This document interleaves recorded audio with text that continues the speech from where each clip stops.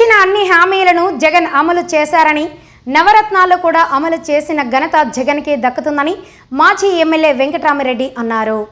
బుధవారం ఆయన మీడియాతో మాట్లాడుతూ ఒక ఉజ్వలమైన భవిష్యత్తు ఆ కుటుంబాలకు కూడా వస్తాయని చెప్పేసి భావించే ఈరోజు ఫీజు రియంబర్స్మెంట్ అంటే ఎప్పుడు కానీ ప్రభుత్వాలు స్వాతంత్రం వచ్చినప్పటి నుంచి కూడా ప్రాథమిక విద్య మాత్రమే ప్రభుత్వం అనేది కూడా పెద్ద ఎత్తున అందించేది.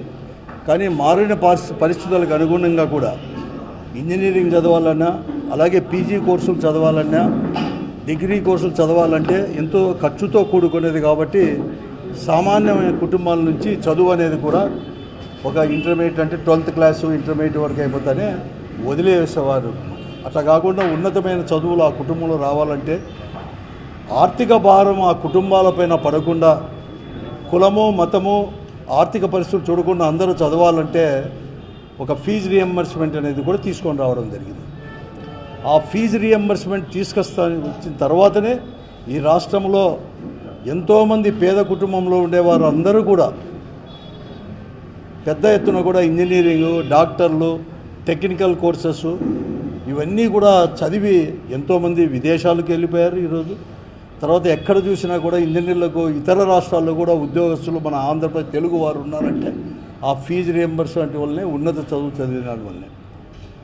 అలాగే జగన్మోహన్ రెడ్డి గారు కూడా ముఖ్యమంత్రి అయిన తర్వాత వాళ్ళ నాయన ఒక అడుగు వేస్తే 2 అడుగులు ముందుకేస్తా అని చెప్పిన విధంగానే కడకు ఉన్నత చదువులు చదివే దాంట్లోకే ఫీజు రియంబర్స్మెంట్ కాదు, మామూలుగా ప్రాథమిక విద్య దగ్గర నుంచి ఇంటర్మీడియట్ వరకు కూడా అమ్మఒడి పేరిట అంటే ప్రోత్సహించడానికి, ఆ కుటుంబం నుంచి ముందుకు పోవడానికి కూడా అంటే ఎల్కేజీ నుంచి ఇంటర్మీడియట్ వరకు కూడా అమ్మఒడి అని కూడా తీసుకొని వచ్చి 15,000 కూడా ఇవ్వడం కూడా జరిగింది.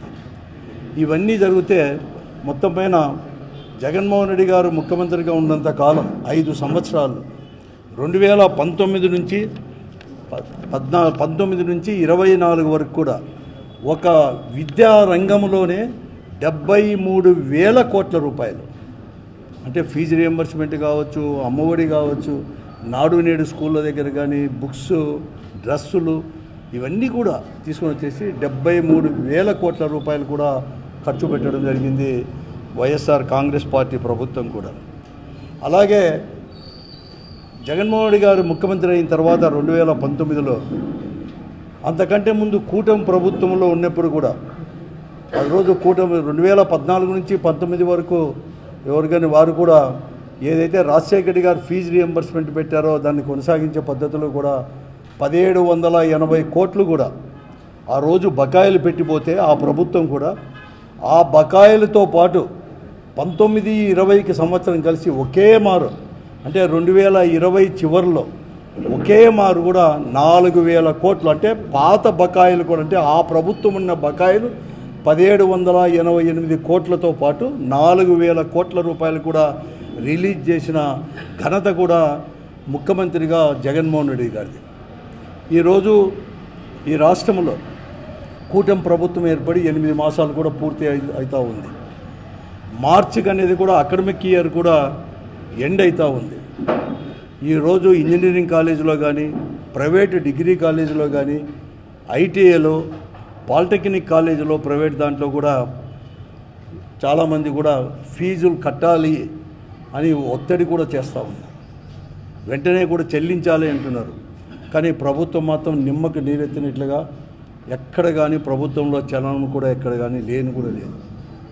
700 కోట్ల రూపాయలు రిలీజ్ చేస్తామని చెప్పేసి దాదాపుగా 25 రోజుల కిందట మాట చెప్పింది. కానీ ఇంతవరకు ఒక్క పైసా కూడా విడుదల చేయలేదు ఈ కూటమి ప్రభుత్వం కూడా. గతంలో కూడా అంటే గతంలో 2019 అంటే 20, 23, 24, 25 సంవత్సరానికి కూడా జగన్మోహన్ రెడ్డి గారు ముఖ్యమంత్రిగా ఉన్నప్పుడు వైఎస్ఆర్ కాంగ్రెస్ పార్టీ ప్రభుత్వం కూడా ఫీజుల కోసము చివరిలో అంటే మార్చి 1వ తేదీ 2వ తేదీ 708 కోట్ల రూపాయలు కూడా రిలీజ్ కూడా చేయడం జరిగింది. కానీ ఎన్నికల నిబంధనల వల్ల ఆ రోజు ప్రతిపక్షంలో ఉండే పార్టీలన్నీ కూడా అంటే ఇప్పుడు అధికారంలో ఉండే పార్టీలన్నీ కూడా ఎన్నికల కమిషన్కు కంప్లైంట్ చేస్తే తాత్కాలికంగా ఎన్నికలు అయిన తర్వాత రిలీజ్ కావాలని చెప్పేసి ఎన్నికల కమిషన్ వెంటనే అడ్డు చెప్పేసి అవి నిలబెట్టడం జరిగింది. వాటితో కలిపి ఈ అకాడమిక్ ఇయర్ కలిపి ఇప్పటికీ ఇంకా కూడా 3,900 కోట్ల రూపాయలు ఈ కూటమి ప్రభుత్వం కూడా బకాయిలు అనేది కూడా పెండింగ్ కూడా పెట్టింది. రూపాయి 700 కోట్ల రూపాయలు రిలీజ్ చేస్తామనేది కానీ ఇంతవరకు కానీ రిలీజ్ చేయలేదు. దీనివల్ల ఇప్పటికే కాలేజీల యాజమాన్యాలన్నీ కూడా ప్రజలపైన అంటే విద్యార్థులపైన కూడా పెద్ద ఎత్తున ఒత్తిడి కూడా తీసుకొస్తా ఉన్నారు. వెంటనే ఫీజులు చెల్లించాలని చెప్పేసి ఫీజు రీఎంబర్స్మెంట్ ఒకవేళ జరిగితే ప్రభుత్వం మాకు కడితే ప్రభుత్వం చెప్పినట్టు కడితే మళ్ళీ కూడా మేము తిరిగి ఇస్తాం. కానీ మీరు మాత్రం ఫీజులు మాత్రం చెల్లిస్తేనే మార్చి కానీ ఏప్రిల్లో జరగబోయే ఎగ్జామ్స్కు కూర్చోబెడతాం, అలవ్ అనేది చేస్తాము అని చెప్తా ఉన్నాను.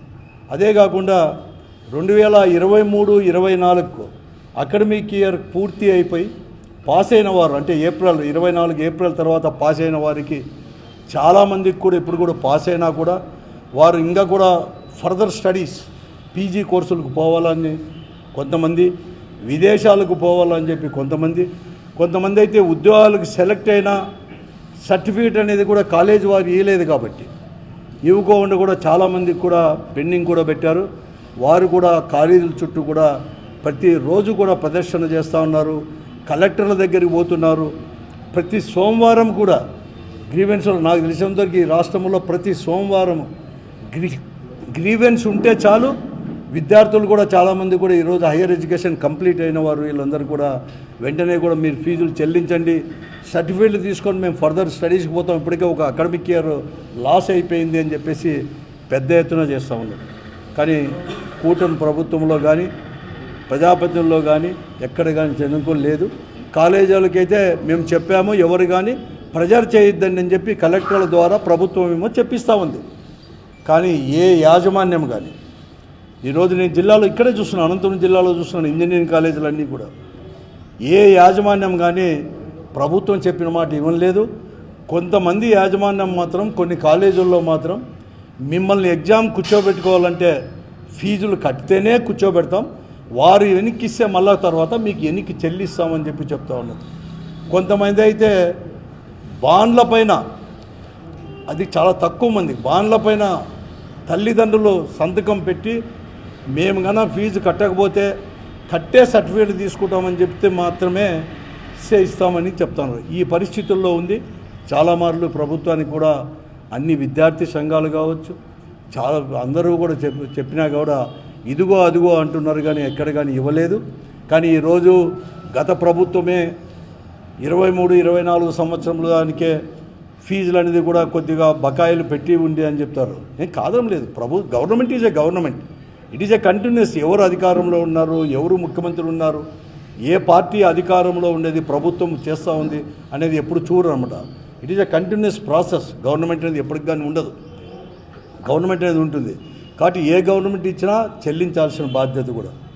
అందుకోసమే 2019లో జగన్మోహన్ రెడ్డి గారు ముఖ్యమంత్రి అయినాక 1,780 కోట్ల రూపాయలు బకాయిలు ఉంటే కూడా ఆ సంవత్సరానికి 19-20 ప్లస్ పాత బకాయిలు కలిపి 4,000 కోట్లు రిలీజ్ చేశారు. అలాగే చేయమని చెప్పి మేము అడుగుతూ ఉన్నాము, మాటలకు పరిమితం కాకుండా. ఇప్పటికే నేను చూస్తూ ఉన్నాను, మీరు అమ్మఒడి ఇవ్వలేదు, అప్పుడే స్లో పాయిజన్ ఇచ్చినట్లుగా ఎక్కడ కానీ, అంటే అమ్మఒడి అంటే పేరైతే మార్చినారు, తల్లికి వందనం అని చెప్పేసి. జగన్మోహన్ రెడ్డి గారు కుటుంబానికి ఒకటి మాత్రం ఇస్తే నేను ఎంతమంది చదివినా కూడా 1వ తరగతి నుంచి ఇంటర్మీడియట్ వరకు ఎంతమంది చదివినా కూడా అన్నీ ఇస్తాను, ఆ తల్లికి వందనం 15,000 అని చెప్పేసి ఇంతవరకు ఎక్కడ కానీ ఇవ్వలేదు. కడకు ఒకరికి కూడా ఇవ్వలేదు. ఇవన్నీ కూడా అంటే స్లో పాయిజన్ మాదిరి. జనానికి రాష్ట్ర ఆర్థిక పరిస్థితి బాగలేదు, అలాగే ఎక్కించడానికి ఒక తూరి ఇలా మాట్లాడేది, లేకుంటే ఇంకో తూరి పవన్ కళ్యాణ్ మేము తప్పకుండా కూడా మాట తప్పం ఇస్తామని చెప్పేది, లేకపోతే లోకేష్ గారితో మాట్లాడించేది, ఇంకో మంత్రితో మాట్లాడి ఇలా చేస్తున్నారంటే దాటవేసే దానిలో ప్రజలకు అనేది ఇవ్వము అని చెప్పకనే చెప్పే పరిస్థితి ఈరోజు కూడా ఉంటా ఉంది. అందుకోసమే ఈరోజు చాలామంది కూడా ఈ ఉన్నత విద్య చదివే వాళ్ళు ఎంతమంది కొంతమంది అయితే వెళ్ళిపోతున్నారు. ప్రైవేట్ స్కూళ్ళల్లో కూడా ఉండేవాళ్ళు కూడా ఫీజు కట్టలేక ఆ సంవత్సరానికి ఇంత 20 గంటల వాళ్ళు కూడా వదులుకుంటున్నారు. ఆ స్కూళ్ళు కూడా ఆ పరిస్థితి కూడా ఈ రాష్ట్రంలో నెలకొని ఉంది. అందుకోసమే ఈరోజు వైఎస్ఆర్ కాంగ్రెస్ పార్టీ, ఎందుకంటే మేమైతే ప్రతిపక్షంలోనే ఉన్నాం, మాకు సీట్లు 11, ఎవరేం చెప్పాల్సిన అవసరం లేదు, మాకు కూడా తెలుసు వాస్తవ పరిస్థితులు కూడా. కానీ ఒక ప్రతిపక్ష పార్టీగా మేమేదో ఎమ్మెల్యేలు కావాలనో లేకపోతే మా పార్టీ తరపున జగన్మోహన్ రెడ్డి గారు ముఖ్యమంత్రి కావాలనో లేదు. మా బాధ్యత ఈరోజు ప్రజాస్వామ్యంలో రాజకీయ పార్టీలకు కానీ లేకుంటే ప్రతిపక్ష పార్టీలు ఏదైనా ఉండే కానీ ప్రజల యొక్క బాగోళ్ళు చూసుకునే బాధ్యత ఉంటుంది. కేవలం అధికారం మాత్రమే పరమావధిగా చేసుకొని పోయే పార్టీ వైఎస్ఆర్ కాంగ్రెస్ పార్టీ కాదు, జగన్మోహన్ రెడ్డి గారు.